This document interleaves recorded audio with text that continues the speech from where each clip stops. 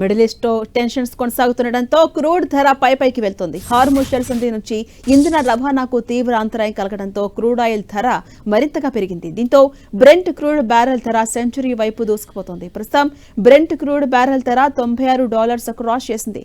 Saudi Arabia తీరంలో oil tanker పై దాడి జరగడంతో క్రూడ్ ధరలకు మళ్లీ రెక్కలొచ్చాయి. మరోవైపు ఇరాన్ ట్రంప్ బెదిరింపులు కొనసాగుతున్నాయి. మరోవైపు అమెరికాకు ఇరాన్ స్ట్రాంగ్ వార్నింగ్ ఇచ్చింది. అమెరికాలో 9/11 తరహా దాడులు చేస్తామని ఇప్పటికే ఇరాన్ హెచ్చరించింది.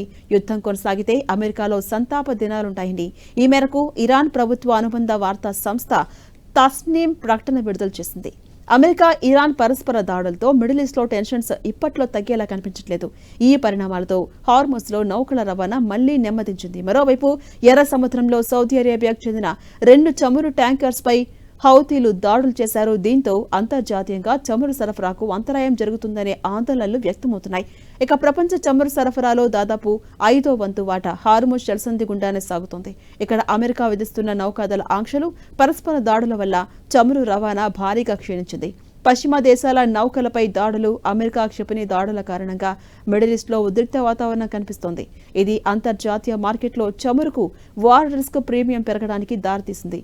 ఇక రాబోయే రోజుల్లో మిడిల్ ఈస్ట్ టెన్షన్స్ ఆగకపోతే క్రూడ్ ధరలు మరింత పెరిగే ప్రమాదం ఉందని మార్కెట్ ఎక్స్పర్ట్స్ అంచనా వేస్తున్నారు. ఇక మిడిల్ ఈస్ట్ టెన్షన్స్ తో భారీ చమురు నౌకలు సుదీర్ఘమైన ప్రత్యామ్నాయ మార్గాలను ఎంచుకుంటున్నాయి. దీనివల్ల డెలివరీలు ఆలస్యమై అంతర్జాతీయంగా కొరత ఏర్పడి ప్రపంచ దేశాలపై తీవ్ర ప్రభావం పడుతుంది. ఈ ఉద్రిక్త పరిణామాల నేపథ్యంలో అమెరికా ప్రభావం ఇరాన్లపై పరిమితం కాదు, ప్రపంచ దేశాలన్నీ కూడా దీనివల్ల నష్టపోతాయని అటు ఆర్థికవేత్తలు కూడా హెచ్చరిస్తున్నారు. ముఖ్యంగా మన దేశంపై దీని ప్రభావం ఉంటుందని, తీవ్రంగా ఉంటుందని ఆర్థికవేత్తలు చెబుతున్నారు.